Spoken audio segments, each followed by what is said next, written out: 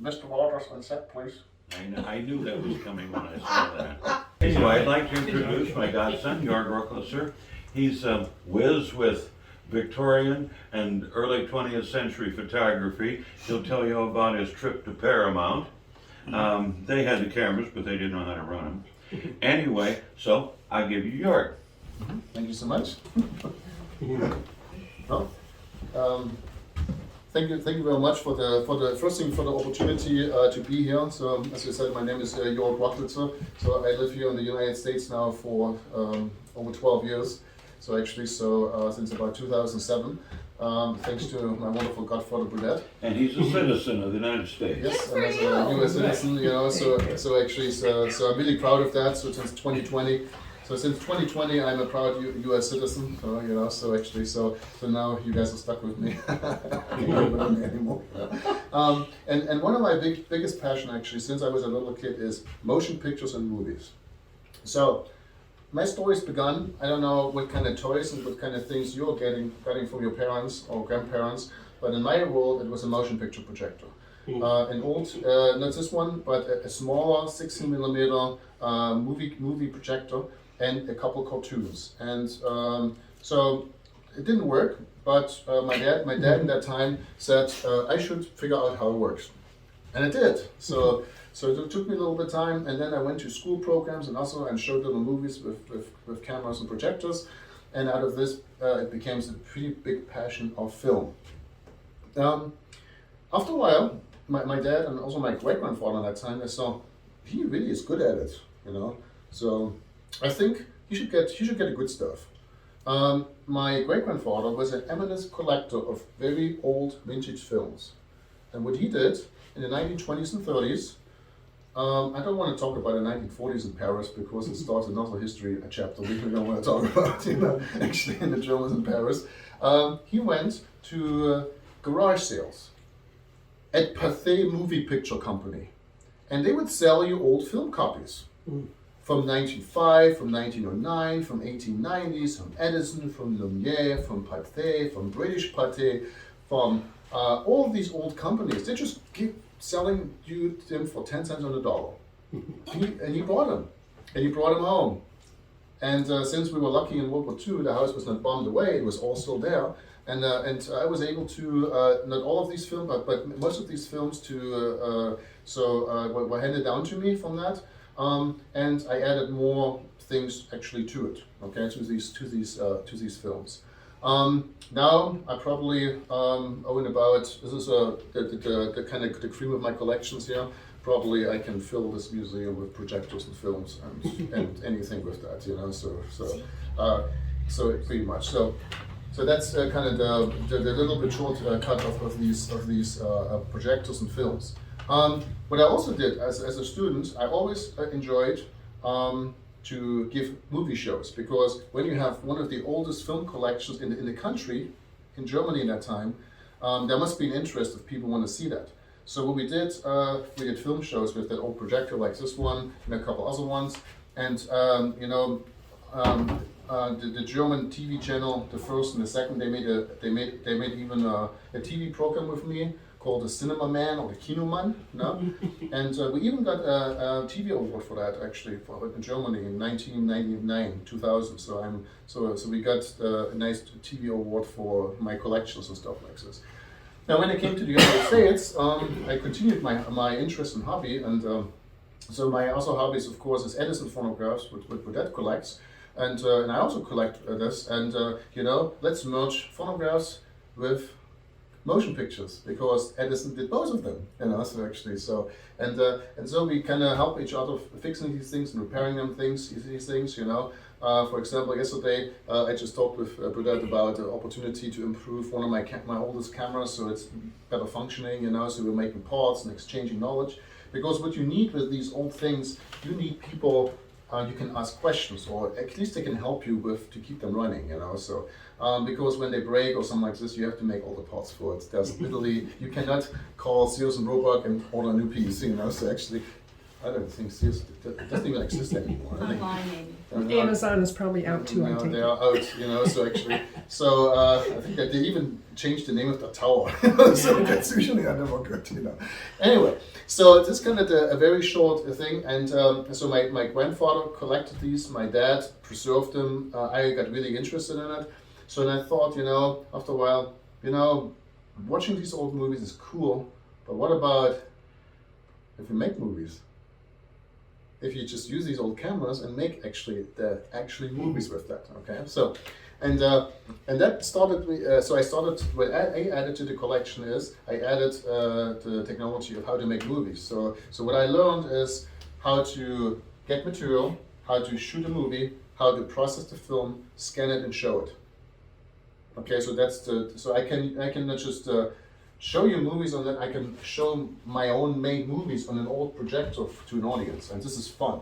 Okay, and this is also a few years ago what brought film studios in California, like Paramount, on the thing, because now you know first you are kind of a nerd collecting old stuff. Now you are actually interesting because you know something other people don't know. You have a niche in the market, a niche of some sort, you know, and so it helped me also.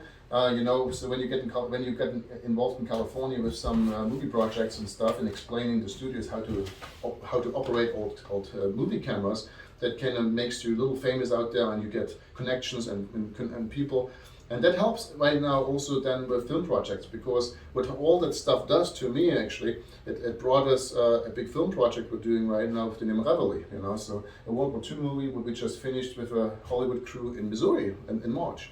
So it all kind of fits together, you know. So it's kind of a passion and a hobby, which you make into maybe a little business or maybe into something collectible, you know.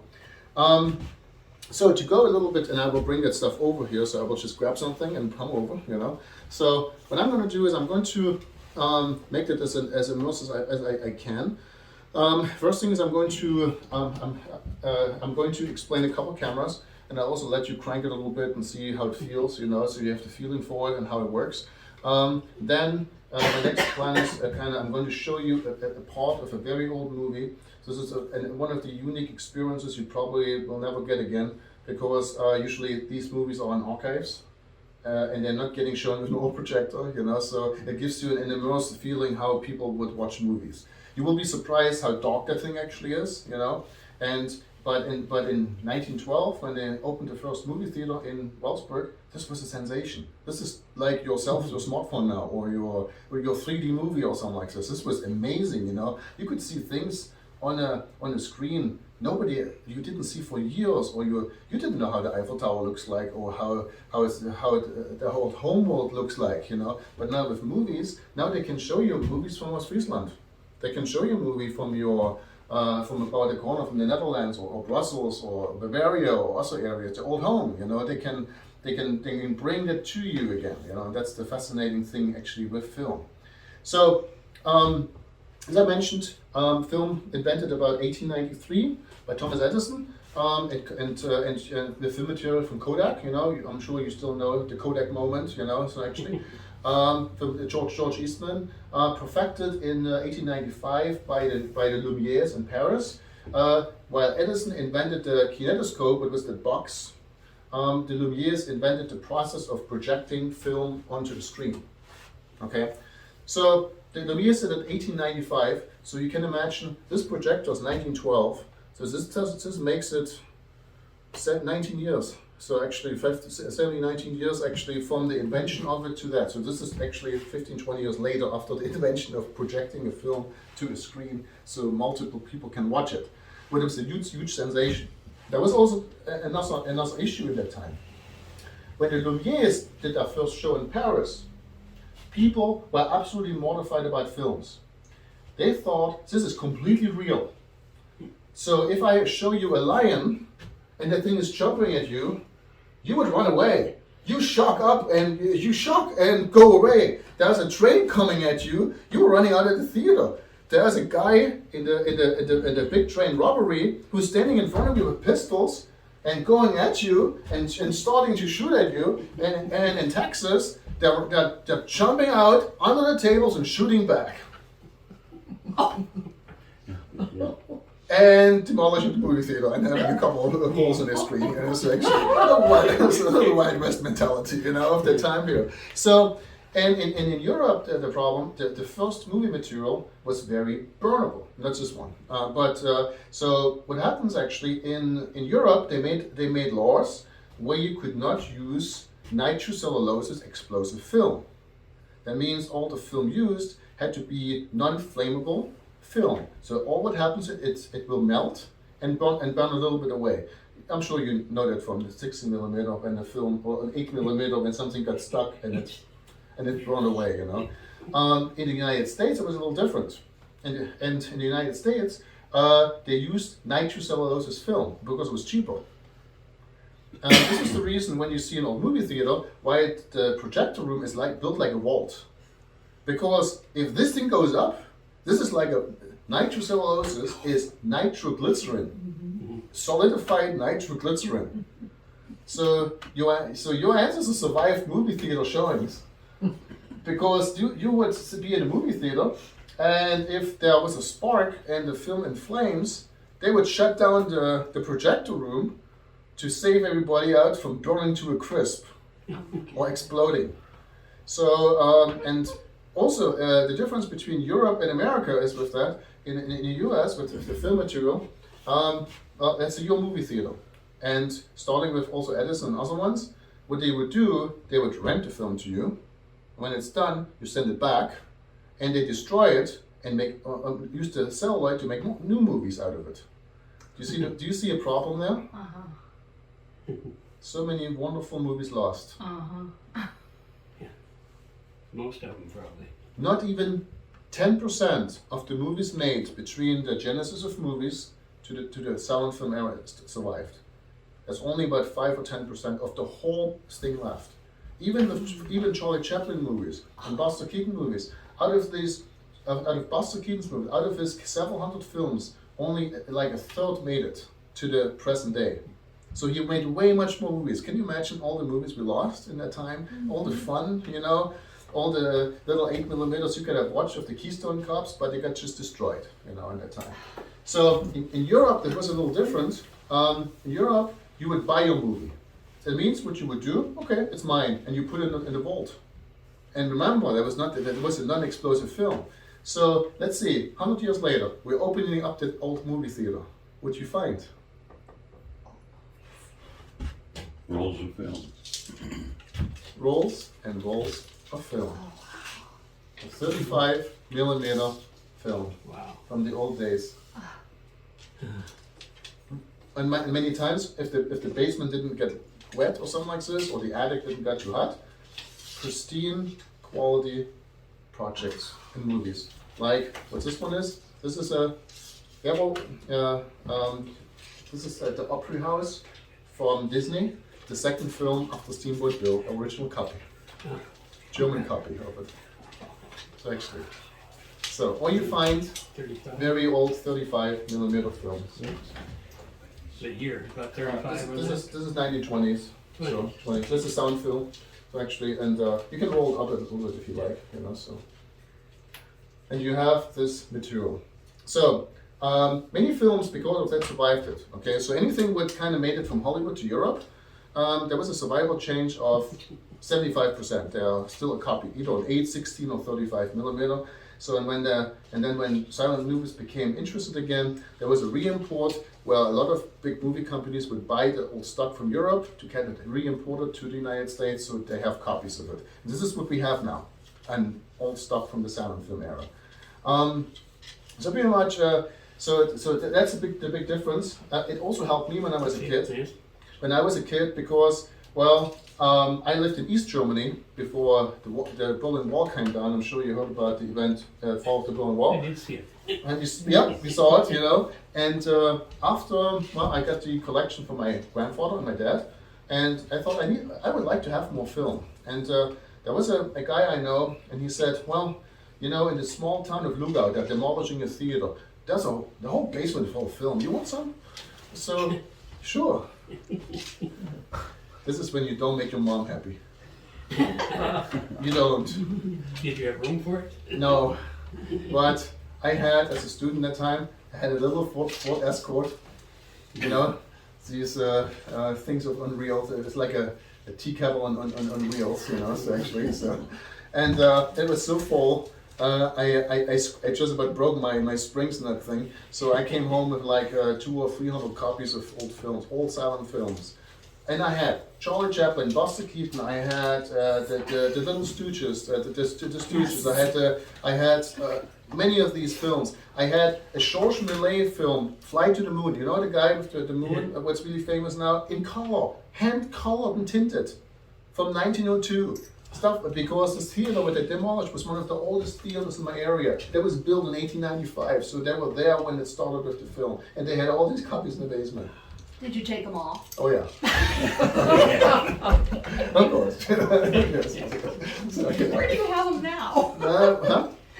I have a good collection here in the U.S., but I also still have a huge majority still in Germany. So it's kind of in both areas, you know. So I took the ones I could use here, because many times some of the movies have German subtitles and hard to understand here, you know. So I took the films with me. I can play here, you know, with the subtitles. So this is kind of the story about this, and I like to explain a little bit about a couple so and a couple apparatuses actually here, and then you know, you also should know I'm a teacher at Ellsworth, so I can talk all day long, you know. So you know, they're making fun of us professors. They make fun of us professors, you know. Even if I'm dead, they have to kill my mouth to keep it shut, you know. So actually, I can talk all day long. So this actually is, let me chase away the flying of people. So this is a 1916 Element motion picture camera. So this one was made 1916. And it was used by an army officer in World War I on the German side. I got this camera about a year ago from Germany, from the family of the owner of this one, and his name was Lieutenant Wolfgang Filzinger. His films, if you ever saw the documentary "They Shall Not Grow Old" from Peter Jackson, some of his film material was used in that documentary, and this was his camera, one of them. I cannot completely verify that the material on Peter Jackson's was filmed with this camera, but the chance is there because this was his compact camera. You had to put it on a tripod. It doesn't have a focus on it because he was worried. He knew his camera so well, he didn't need a focus on it. He just cranked. I mean, you're on World War I, you have more things to worry about than focus, you know. So you just literally put the thing on the edge of the trench, you know, and then started just cranking it, you know. So actually, so this camera it's made out of wood, out of oak, you know. So it has inside of it, it has the friction wheel. It has the shutter in it. Oh, okay. Lenses here, you know, for focusing. It is hand operated, and it's a beautiful piece of mechanical engineering. Well, I guess so. Wow. So, see? Yeah. It's way different than anything I've got. She's wondering if we should. Is that okay? Is that all right with you? Yeah. I don't know. So this is so a camera has different options or operations. The lens, of course, the shutter. Here the shutter speed, and mechanical advances. And if you crank it slow, then you make a fast movie. Everybody's running pretty quick. If you crank fast, then everybody is walking in slower motion. So that's the science of the camera. This camera will hold 100 feet of film, means 2 minutes about. And then after 2 minutes, you have to put a new wheel of 35 millimeter in this department of the camera. Okay, that's what I was wondering what that looked like. Mm-hmm. And just imagine, you know, you're on the trenches of World War I. Well, you have your camera, and now you have to crank it. Try it. Good to go. And you do that all year long. That get you worn out. Yes. It doesn't move that easily, does it? Yes, you have, depending if you're right-handed or left-handed, one arm is very bulk and muscleless, you know, so the other one is skinny and scrawny because of that, you know. But this is actually a 35mm Hannemann camera from 1916. I didn't think I'd ever seen anything like that. Yep, very good. So 1916. This is also the oldest one I have, but it actually shoots beautiful material. This camera actually, when I use 35mm on it, creates pictures of about high definition to 4K and really high resolution. So this Yeah, I is bet. Good lens, huh? oh yeah, it's a size 1.5 f 1.5, and it's a very well made lens from that time period. Zeiss lens? Zeiss, yep. Oh, and this time Ernemann. It's called an Ernemann lens, and later on they became Zeiss Icon. Ah, You know, they will develop into they're that. still around. Oh yeah, yes. Oh, we have lots of equipment that has Zeiss in it. Yeah, I bet you All do. Yes. of our microscopes Sure. are Yes. Zeiss. So, yeah. So this was considered a professional motion picture camera in World War One. This was the end of the line. This was your comparable to your Mitchell, to your black box, to your highly digital camera. A camera like this, in value, you could buy a car. So much valuable was that camera in these days, you know. So you would pay like 500 or 600 mark or dollars for a camera like this. This buys you a Model T. Yeah. So so this gives you an idea about the value of these things actually in that time. So when you see on TV a World War One movie or anything filmed with that, then this was most likely done with a camera in that shape or line. If you're really wealthy actually in the old days, then you could have the pocket version of it. So the pocket version, this one, holds about 60 feet of film, and it makes 35mm. So if you want to go out with your beloved ones, you can make your own 35mm movies. Okay? So this one cost like as much as a motorcycle of that time, and developing a film is like the cost of a bicycle. So very expensive. So $150 about, and developing a film is like $5, $5, $10 actually of that time period. But this was more like a toy for people who didn't have to look for money. You know, For the rich and famous. for the rich and famous. But you know how it is. People see cameras and they want to have their beloved on film. So what you do, and Kodak actually was a company who grabbed a new market, because Kodak, knowing that 35mm is very expensive, developed a new format in 1923 because there was such a huge amount of people who wanted to film. Halfway professional, semi-professional, and just family pictures. So what Kodak did, Kodak created from many of these cameras, 35mm, a new size of 16mm. And I'm sure when you went to school, I'm sure you watched shows on 16mm. I worked with them a lot in school. I did a lot of projecting. Yep. So this was 1923, and this one, that was the way they developed. They developed a handy 16mm hand crank camera. This is this one. So 1923, very similar build like this one, just for 16mm. And I'm going to open it up so pretty much you can see there are still the gears. So very similar like the 35mm, just for 16mm. See? That is something. Very Not similar. much different than an 8, except it's a lot bigger. Yep. And holds also more capacity of film. A 35mm film over there, 100 feet is like 2 minutes. This is like at least 4 minutes, because smaller picture and more capacity on it, you know. So, Yeah. and then you have on the back a couple guidelines. You have how much film is left, f-stops, and distance. You know, so anything can be prepared and worked from the back. And and this camera was preferred by explorers. So people would go to the North Pole, to the Antarctica, to the jungle, where you can have a complicated mechanical instrument, you know, because of moist or freezing conditions. you needed something sturdy, what you could use. And so most of the expedition films, like to these remote areas of the planet, are filmed with cameras like this. More pliable than the heavy 35mm stock, you know. And this is also the reason most of the educational films are 60mm, because it's just cheaper. Mhm. But the quality is still really good, you know. So to give you an idea, even today, well, even if digital is the majority of all filming what we do nowadays, film still has a good spot for it. So there are several TV shows you're probably watching on a daily basis. They are filmed in super 60mm because of the better quality of the material. So it's still around. It's now considered something special, you know. So it's even goes so far. We know a lot of actors because of Reveille.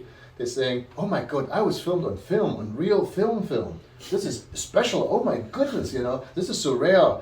In the old days, well, I'm also in 35mm, you know. So, but nowadays it's a big deal because that means a high quality, expensive production.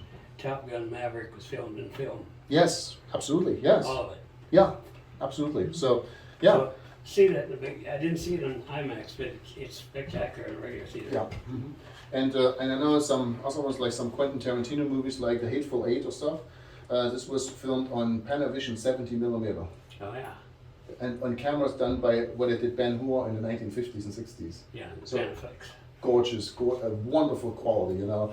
It's like you're sitting inside of the scenario in a movie theater, you know, so detailed is that, you know. So, I find it kind of amusing that most of the big, expensive digital cameras just about are as good as 16mm, you know, so- Here's my digital camera. or a digital camera, you know.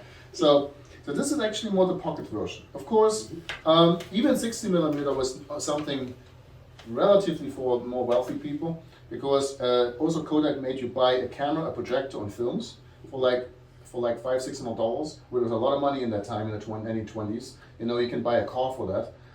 It was already better, but it was not good enough for the home market. And something actually helped with that. You know, normally we say nowadays the Depression screwed up a lot of things in the US in the 1930s, you know, but not with film.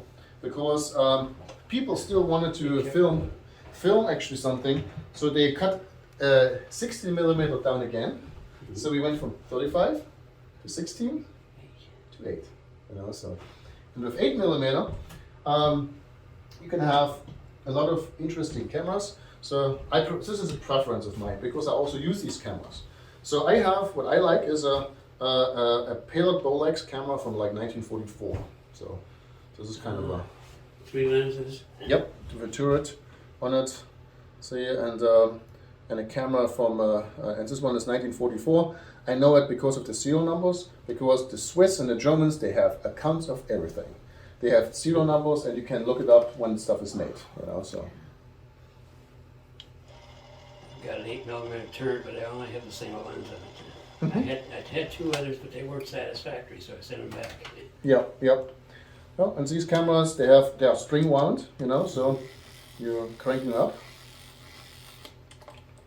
And then Wind it up and push the button. you adjust your lenses, you know, you can switch your lenses on here. So you have more options for the different lenses and stuff.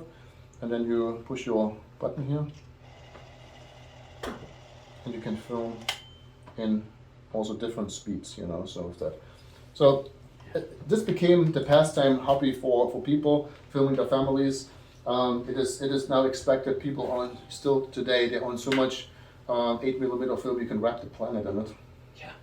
You know, so quite an interesting thing. And this is a completely working one. Actually, I use this for professional photography as well. Once in a while, film companies or so, they're hiring me to. What kind is it? That's 8mm. It's 8mm. So normal 8. Palette Bolex. No. Okay. Yeah, so. Yeah. Nice and shiny. Don't we like shiny objects, don't we? Huh? I think a lot of guys from Vietnam brought back 8mm film, didn't they? Mm-hmm. Probably. Yeah. Before video, before digital. So. Yes. And then what you get in the end, you get your little little cartridges of film. I think maybe some of you remember these little films which you put in your projectors, you know, like these ones. Yeah, these little tiny spools. Right. Yeah. You know, so and then you could see your family running forward and backward on it.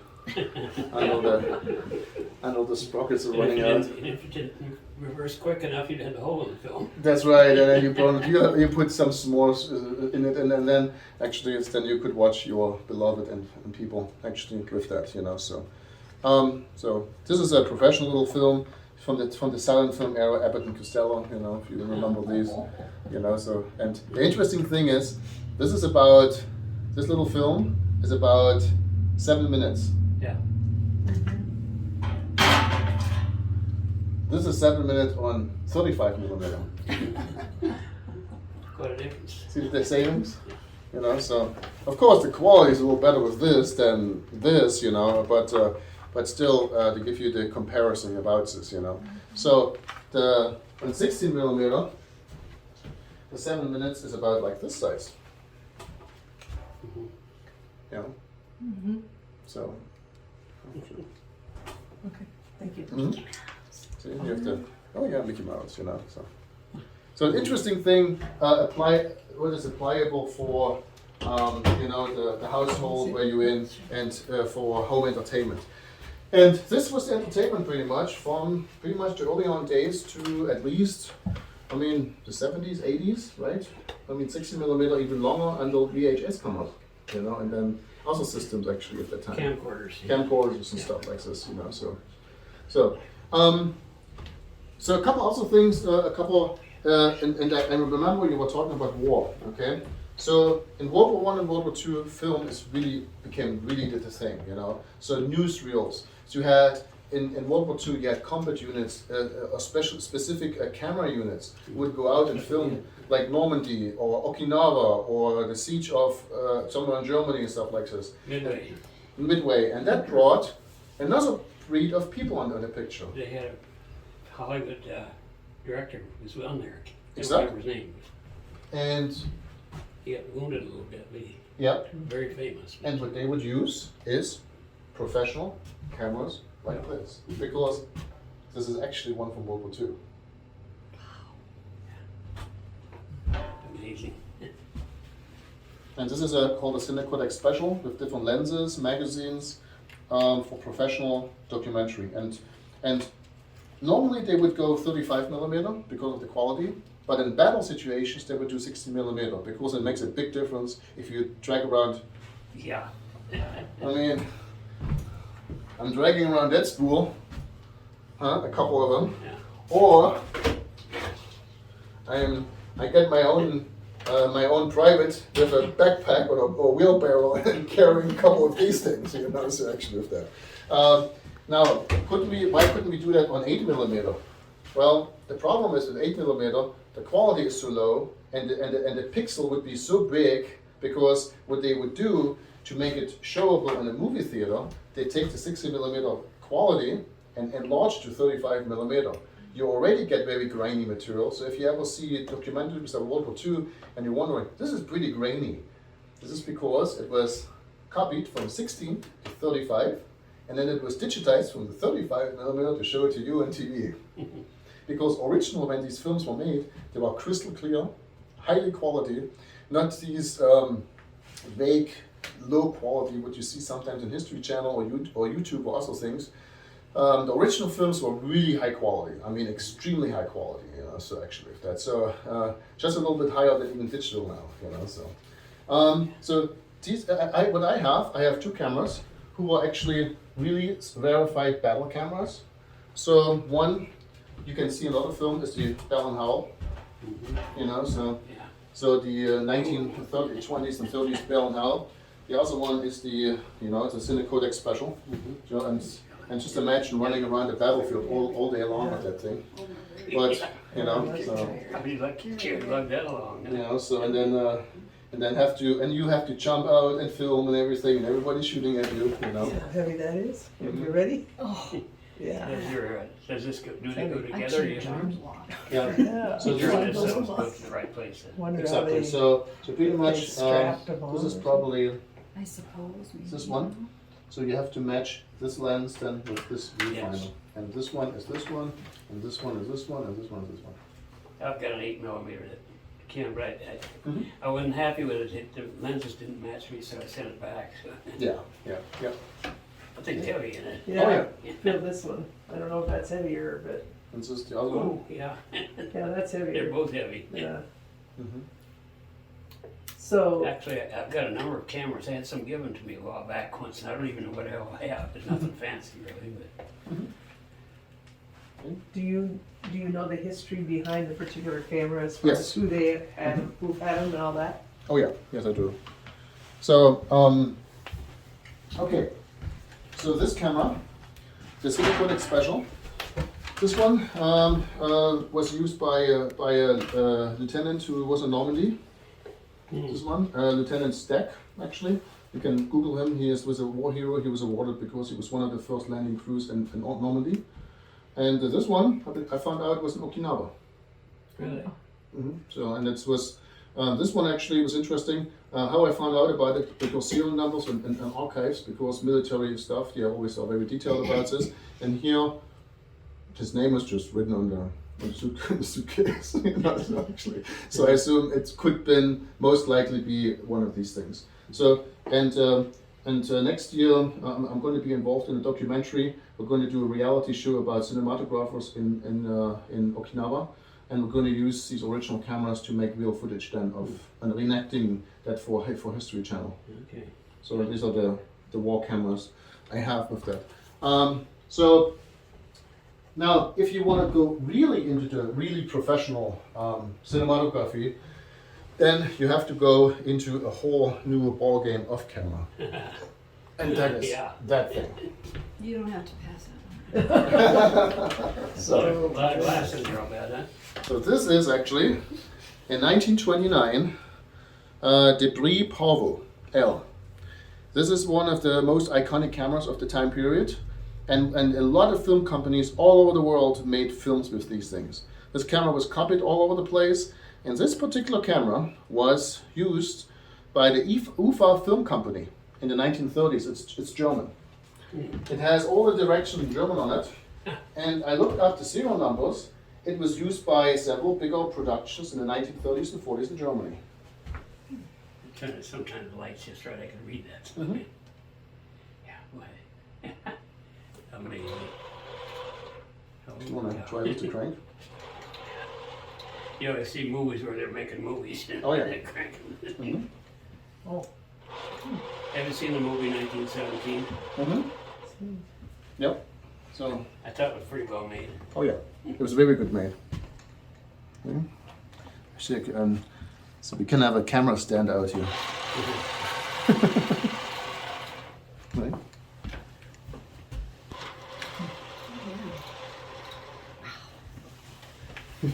Yep.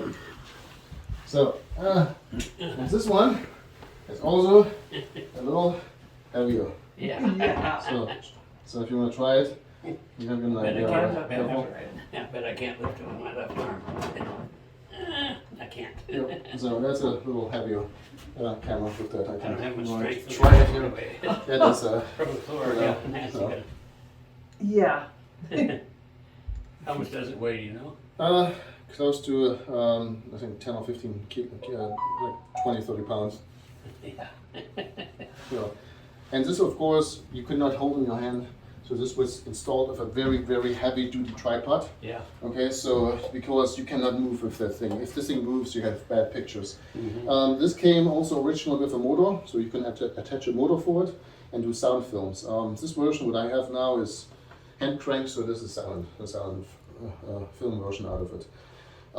Actually, what we also did with these, we made movies with that, and in a little bit I will show you a couple movies we actually made with this camera, and you will see the quality is really good. Okay, so what I would like to do, after you know now a little bit about the cameras and stuff, I like to go a little bit into action, and I would like to show you a part of a very, very, very old silent film.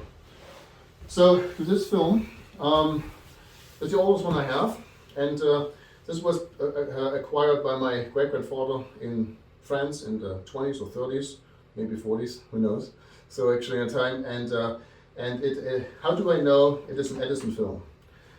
Well, it has something to do, when you see these old films, you have sprockets on it. Okay, these little Yeah. holes. The standard film has 4 sprockets per picture. 4. Oh. Edison, 5. Because of the machine and the projector. Okay, you can play both of them on any of these projectors, but also Edison produced for the kinetoscope, and the kinetoscope films needed 5 sprocket wheels to make the turn and to make it work. So, well, when first I didn't know I had an Edison film. I had no idea. Okay, so so actually I know I had a. This one was actually just a film can I got, and there was a different film in it, and I just merged them together because I thought it was fitting together. So then somebody told me, well, this is odd. Why does your film has 5 sprocket holes per picture?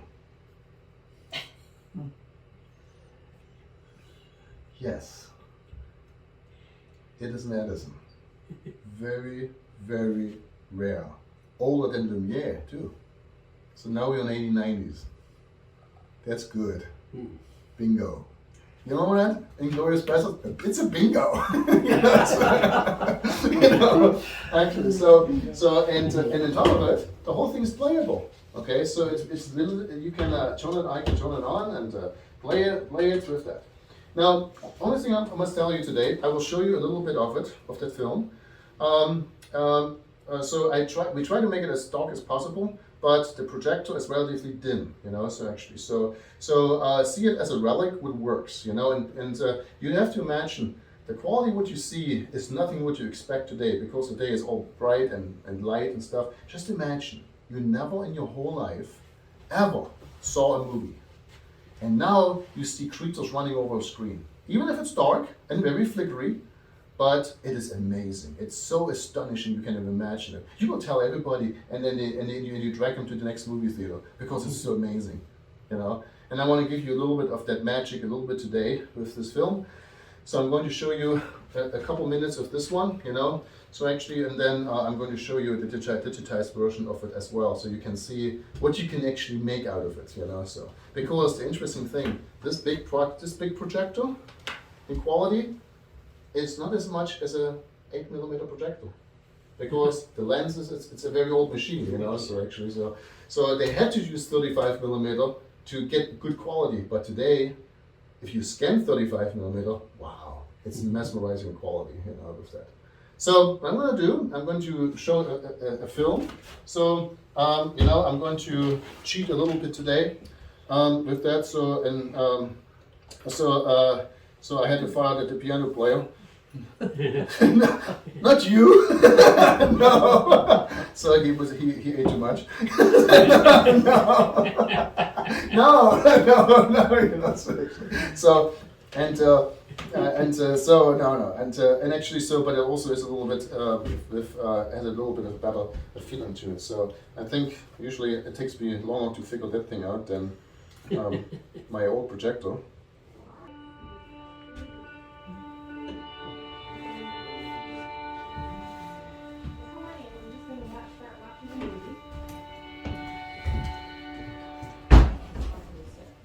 Yeah, you can sign it after a while. Here, let me get you another chair. I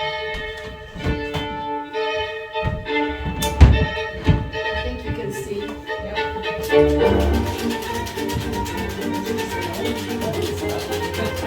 We're starting yet.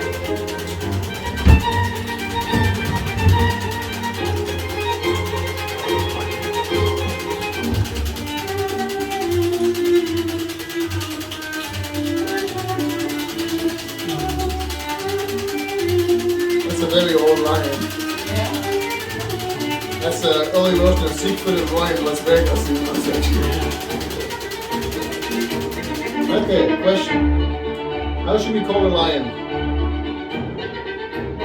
How should we call a lion? Leo. Okay, what's the name of the girl? Anna. So Leo and Anna.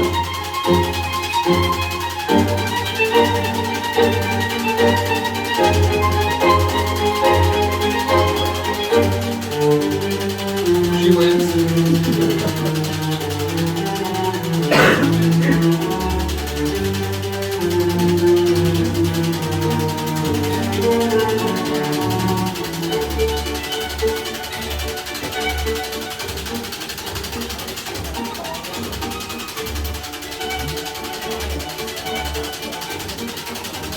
What you see here, these little dots, this is for a different projector. So what they would do, they had hook projectors, different size. So what you do, you hire a school kid with a puncher, and you punch in every picture of the film new holes. And this way, it could be played on their special projector.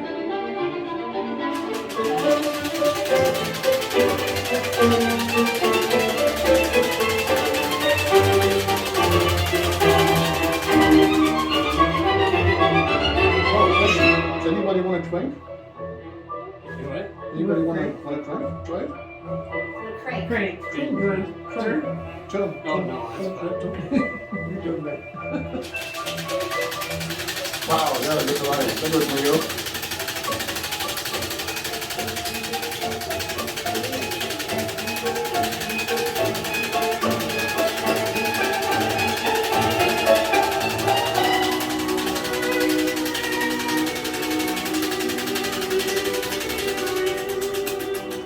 Now comes an even older couple. So, well, now we are at the kinetoscope era. This is before me. Now we're in 1893 because I have a verification that this film is from 1893 from the Moulin Rouge in Paris. Original film, original copy of this whole film. So I hope you are okay with this. It's probably not completely use-free, so actually, but in 1893 they had different standards. So here is a film from the Moulin Rouge in Paris, 1893. I have to adjust it always a little bit. Frame it.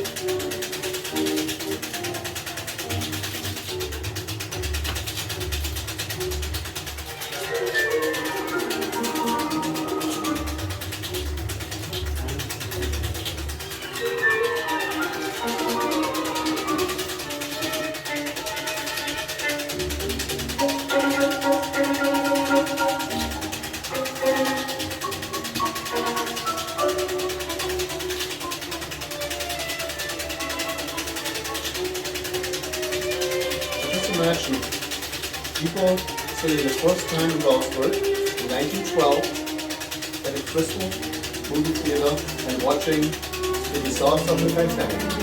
Like you guys are watching now an 1893 film about the Moulin Rouge in Paris in 1993 and the little girl beating alive.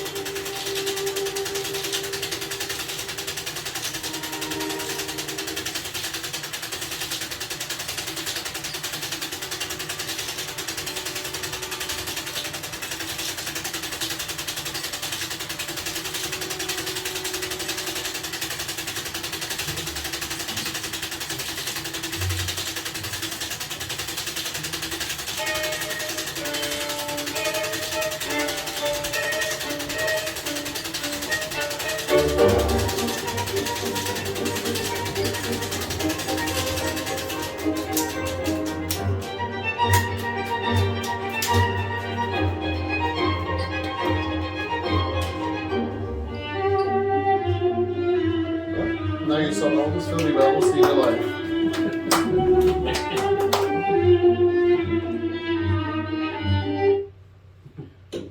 So, 1893, Thomas Edison area, five sprocket film in that time, and interesting thing, you know, if you want to verify that, if you want to verify the technology, and you see the pictures, and you see 5 sprocket per picture. Do you have that one insured? I was going to say, how much insurance have you carried?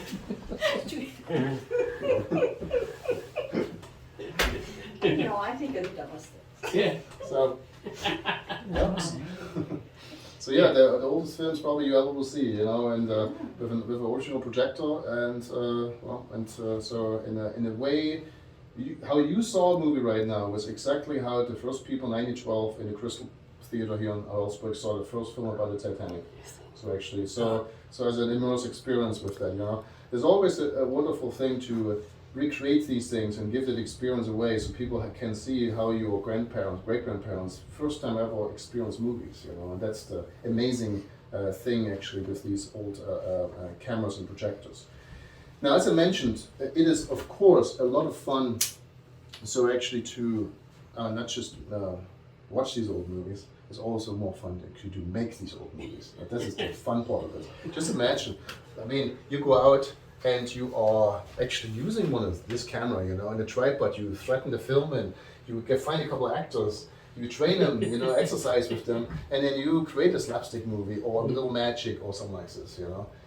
So, and what I would like to do, I'd like to show you a few small films, you know, just for a few minutes, because film material is very expensive, you know, especially 35 millimeters. Yeah.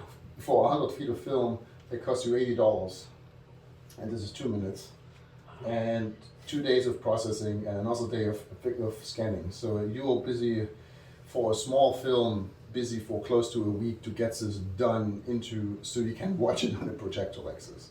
And so it's kind of a lost art, but it's also a new art again, because I have a lot of friends and people who now have these things done for their portfolio, because remember, nobody's on film anymore. But if you were put on film, that gives you maybe an advantage on your portfolio to get another film. Okay.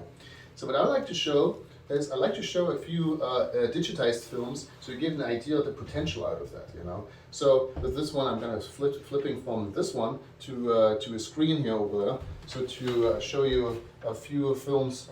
What we actually made, and we are also still continue making. So let's see. Yeah, more. Well, imagine if your projector works easier than a TV, you know.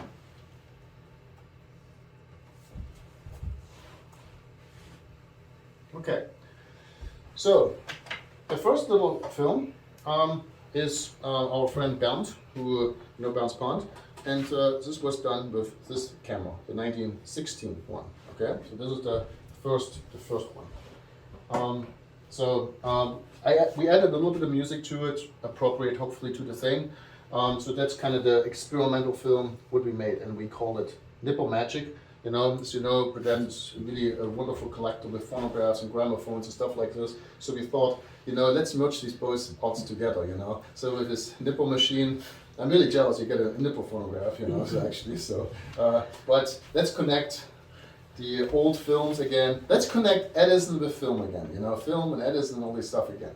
So what we did, we filmed that together as an example for that. And I hand digitized that. Can you all see? Yeah. Okay.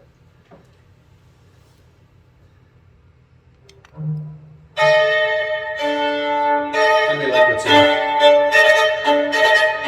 Remember that one?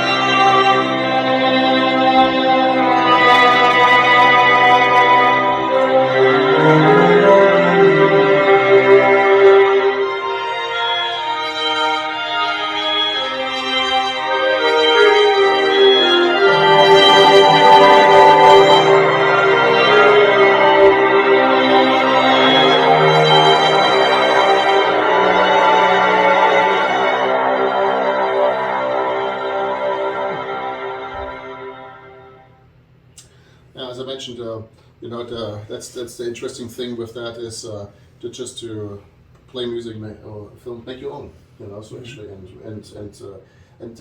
and use it, and that's also still a market for these things, for special effects, for film effects, and anything else with that. So the oldest and the newest is becoming fashionable again, in a big way actually with that. So so pretty much for that. I don't know, how are we in time? We are Right at about an hour. we did an hour so far. Yeah. Okay. So what I would like to do also is I like to open the audience for questions. So if you want to hold the camera or you want to have any questions about this, so I'm just wondering if there are any questions or anything, so from the audience what they would like to know about technology in movies and anything related to that. So is your movie done from Missouri? Yes. So we just finished. We are now in post production. So we just created the subtitles, and now we're waiting for the first rough cut to be reviewed. So far it looks very good, very intense. It's a very intense anti-war movie, So I showed a couple episodes to my mom in Germany, and after a couple of minutes she started crying and had to walk out and came back. So I think that the dramatic works well, So on the film, so it's quite intense, and I hope it does justice to all the poor guys who are right now somewhere fighting and suffering through the same situations, So actually, yes, we're really close, really close. So what's the content of your film? So the film is Italy, 1943. And it starts out with a German squad encountering an American squad, and they're taking the Americans prisoner.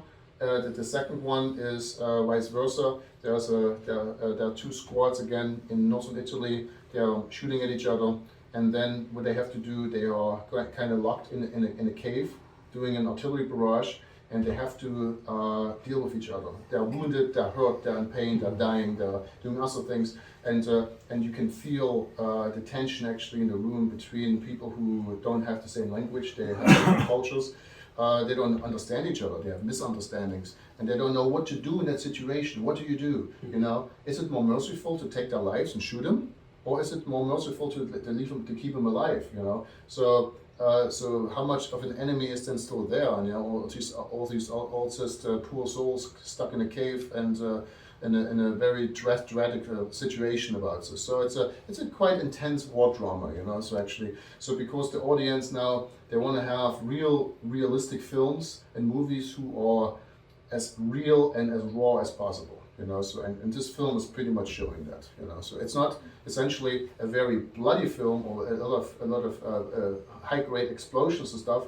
It is what a normal average soldier could experience at any time, going out and going on patrol, and what you encounter, and the consequences, what happens to you when you get hit or when you get wounded, and you maybe get help, maybe you don't get help, and that's so the synopsis of the story of a very highly quality made film. All the uniforms, all the equipment is either original or recreated. The dialogues, we went so far with the Cavalry movie that the German soldiers, they speak different German dialects from different areas, also from Czech Republic, from Hungary, from Poland. So we have American soldiers who speak different dialects from the Midwest and East and West Coast, So we went really into detail for that. It goes so far that the actors, the American actors who came, or the actors who played the Germans who are from America had to learn a 1940s slang of German to talk to each other, because we felt like you can only be that real soldier in that situation when you feel like it, when you speak the language, when you feel the uniform, the boots, the clothes, the heavy of your equipment, how that is actually at times. So to get a real feeling of this war situation there. So, and that's kind of what we try to do with that.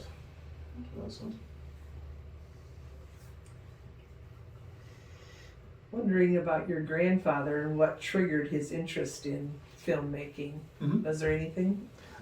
Yes. So he was very fascinated from the early on of motion pictures. So pretty much. So he was very.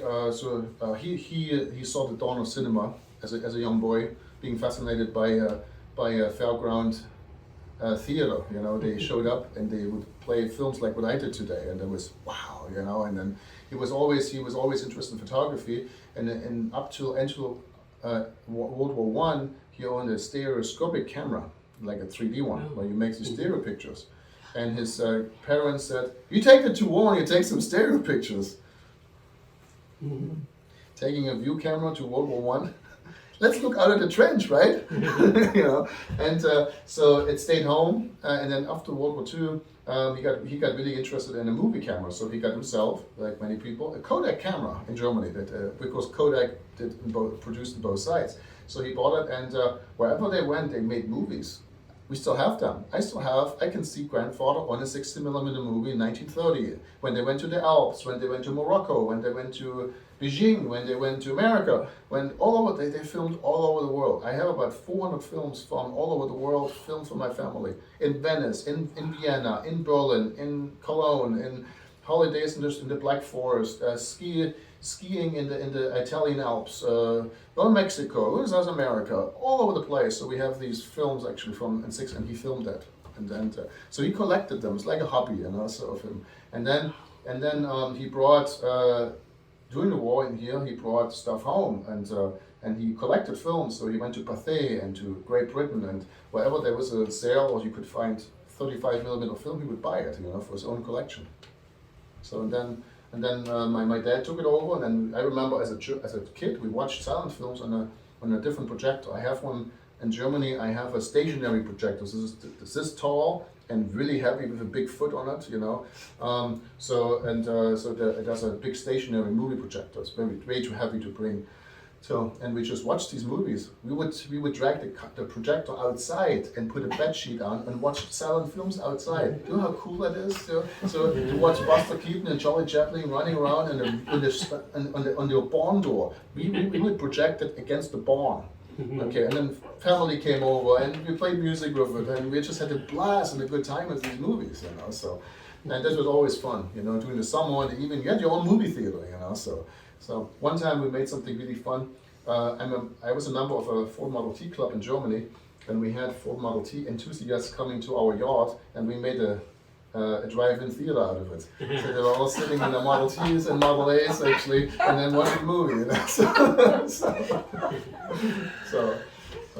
That was fun to do that.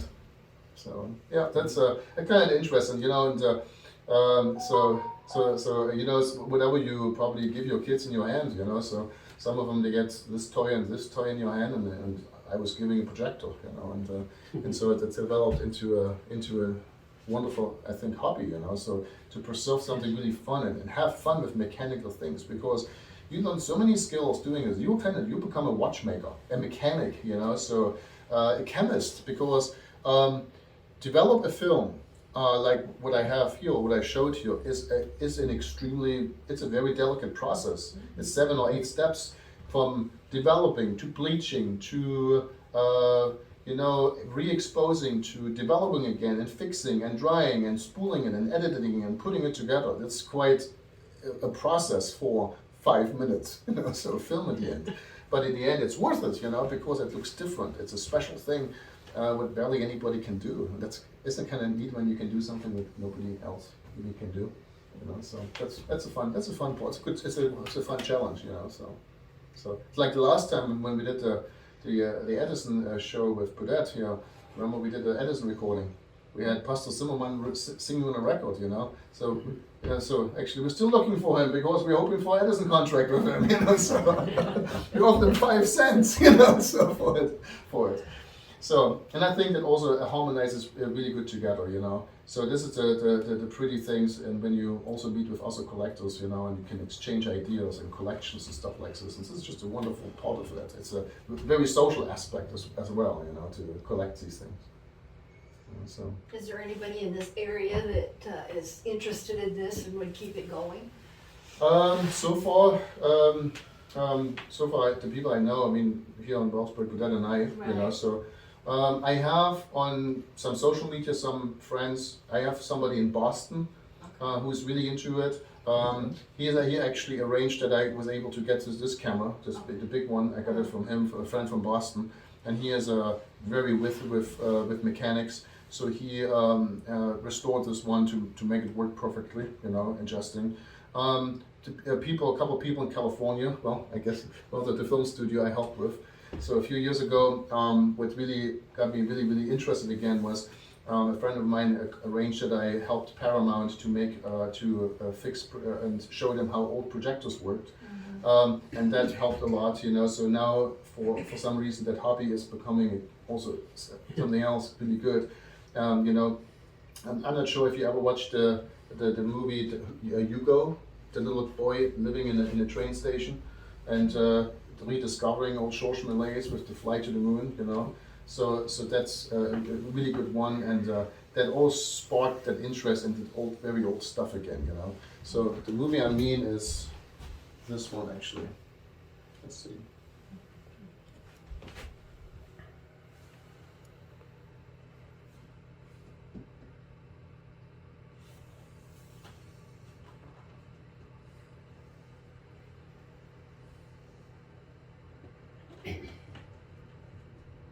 I showed just a few entrance things of it.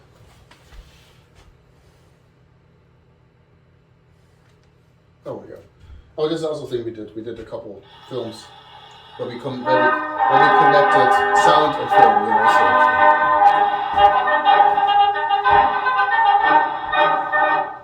Frau von Bernheim, wollen wir einen Kaffee zusammen trinken? Ja. Na, dann kommen Sie mal mit.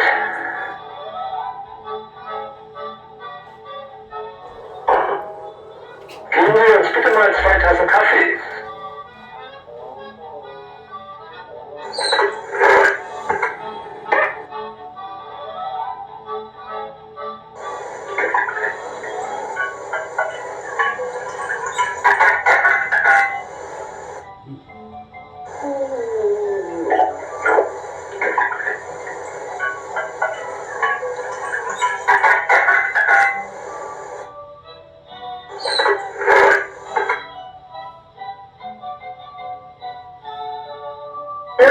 Beste aus Bullenkaffee. Na, wie schmeckt's? Sehr lecker. Du Arsch! Willst du uns vergiften? Trink 13 Ersatzkaffee.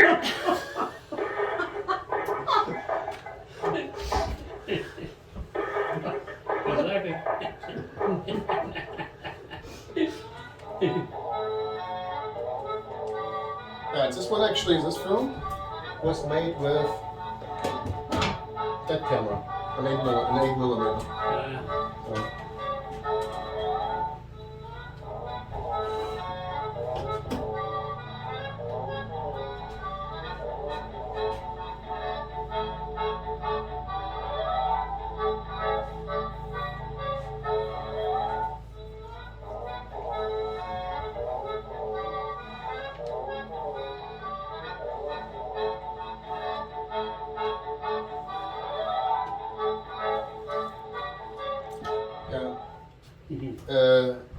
A few years ago, I really had fun. I really have fun with these historical films, and so when we finished that, the Kaiser Coffee and a couple other ones, so I uploaded it on YouTube. Okay, so I had an archive. I had an archive contacting me.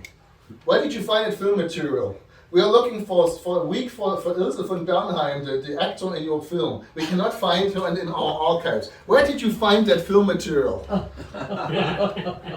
I made it. No, you didn't. You can't. Nobody can make film material like this. And what is an archive? We can't find an archive either. Where did you put all that stuff? Where do you find these people? They were looking. Ufa Film Studio in Babelsberg, Berlin, were looking in their archives for my actors actually because they thought this is the last film from them. And they didn't believe me until I showed them. Look, I made it. We made that film actually. You know. So and this is for me. This is kind of a. You know what? this is pretty cool, you know. So I was able to trigger an archive for one of these films. So now it's kind of a really good passion of mine to do these films. Here's a really a good film. It actually has an interruption in between because we used to do a little show in between with that. So just to show you a little film about one of the earliest films actually of trick technology and science fiction.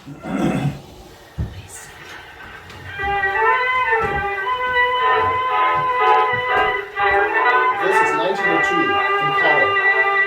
There was color film before black and white film. Silvery moon is shining through the trees. Cast to me, you, sound of kisses floating on the breeze.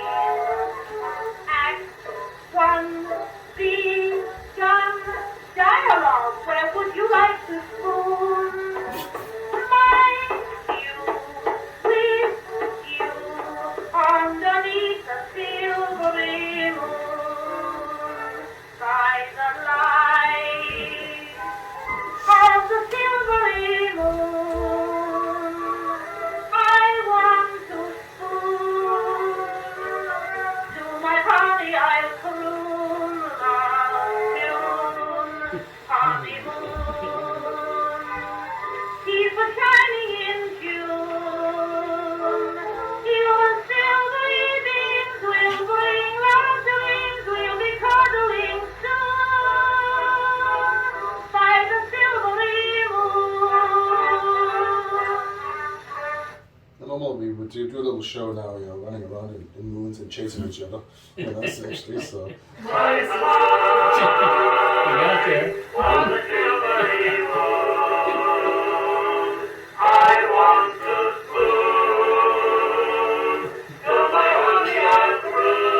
Interesting thing with this movie, these are hand-colored films. They would color every picture of the film in different colors. They had a whole factory of ladies in the factory with a little brush and drawing every picture.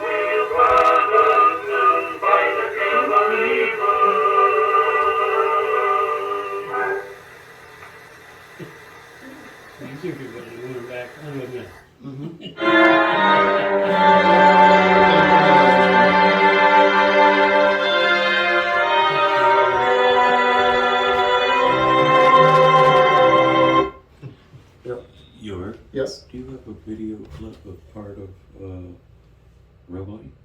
Yes. But I can show the trailer, you know. So. Yeah. Yeah. Yes. What do you teach? I teach social sciences at Ellsworth Community College.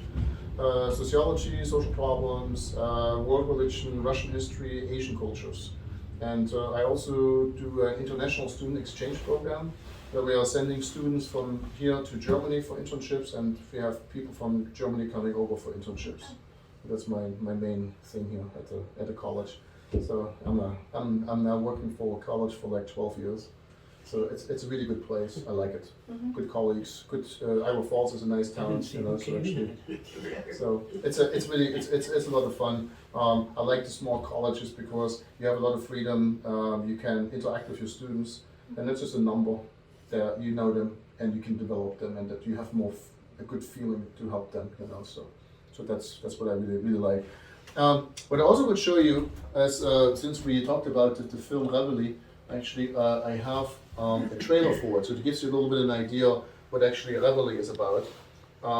So we made a trailer here, and this was when the Hollywood crew came from California to Iowa Falls, because we noticed it's cheaper to make a trailer here than in California, and people are more friendly here, and you can get stuff done. I can't stand the noise.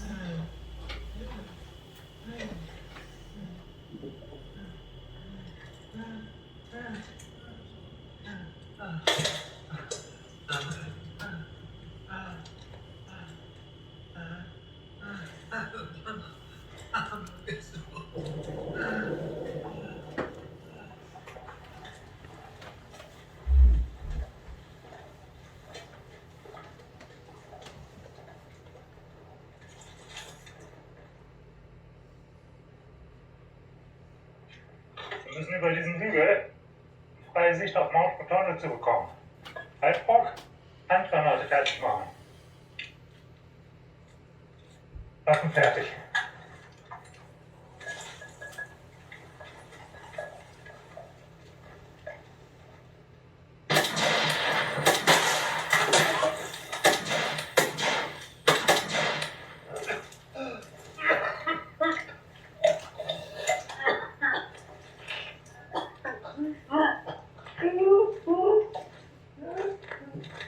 Looks like them three done draw their rations. Should we plug them?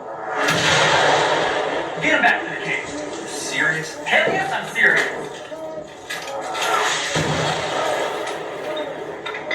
Next time, maybe a little higher.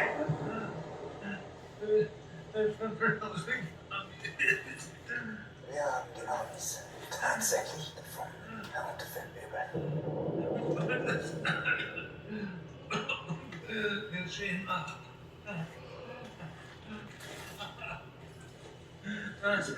Was? Gib mir was. Watch the football, goddamn, it'll kill you. Er schießt nicht drauf. Er schießt nicht drauf. Hey, shoot! Shoot! Zusammen, Unterfeldwebel.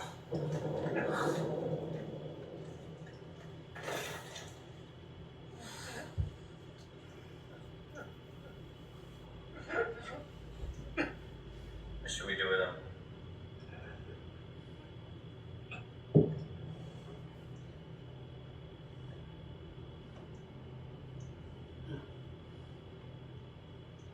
And this time we were still thinking about making a short film, actually, of about 20 minutes. But then we had so much material and so much energy, we just made a full feature out of it, 2 hours. 2-hour show? 2 hour film, you know. So, and everybody's part of it, you know. So the colleges, we had a lot of help with that, and so Ellsworth Community College, Marshalltown Community College, another college in Springfield. When we made the movie, they all helped with that. So we gave students a unique opportunity to be on the set, to be camera assistant, to be actors. So they had a really immersive experience. So I was heavily duty into that making of the movie, the real one. And we are going to Sundance with it in spring. Then we will see about distributions, but I'm sure it will come out in movie theaters around here, you know, so you can see, and I'm sure it's going to be on one of the streaming services, you know, so, or on DVD, I'm sure as well, when we finish it, you know, and it's just about finished. And then you start a new one, and the next one is a Western. So from talking about a German immigrant or German traveler who travels through the West, meets a couple interesting characters, and Sitting Bull, and then we're making a western about his adventures here in the Midwest, going up and down the Mississippi, the Missouri River, go through Minnesota, Iowa, and up again to the Dakota territory in that time to meet Sitting Bull. So that's the next movie we're working on. So, and also I have a little souvenir, from Beverly. So since we do it, and this is actually maybe a good way of finishing our show today, so actually you know how it is in film, right? You have clapboard, right? And at the end of the show, what do you say? Cut. Thank you.